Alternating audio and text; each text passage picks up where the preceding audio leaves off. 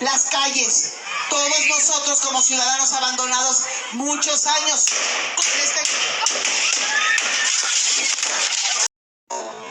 las calles. Todos nosotros como ciudadanos abandonados muchos años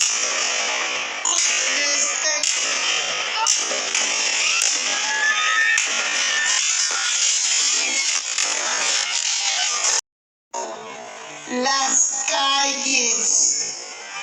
Todos nosotros como ciudadanos abandonados muchos años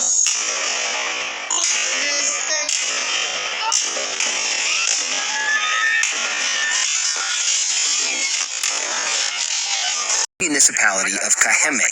Crime was his number one issue. Basta que las drogas nos roben a nuestros jóvenes y destruyan nuestras familias. Soy un hombre de ley. Voy a poner orden. A mí no me tiembla la mano. Yo no tengo miedo.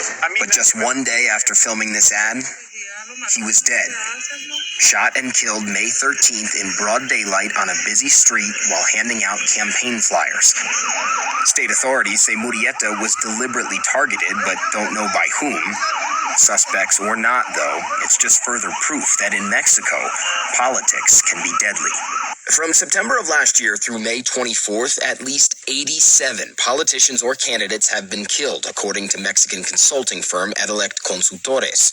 They're a part of the more than 564 politicians or candidates overall that have been targeted by some sort of crime, ranging from murder to assault to threats, the firm says. The government says it believes both numbers are actually far lower, though they don't say how they tallied their numbers. But still, it admits there's a problem. It's a difficult time for these campaigns, says Mexico's president. We're going to keep protecting them. Though Mexico has consistently failed to protect its candidates, political assassinations have been a problem for decades, but this year is particularly bad. I do think that this is going to be considered one of the most violent elections in Mexican history. Security experts like Ana Maria Salazar says politicians are killed for a number of reasons, but it most often involves organized crime.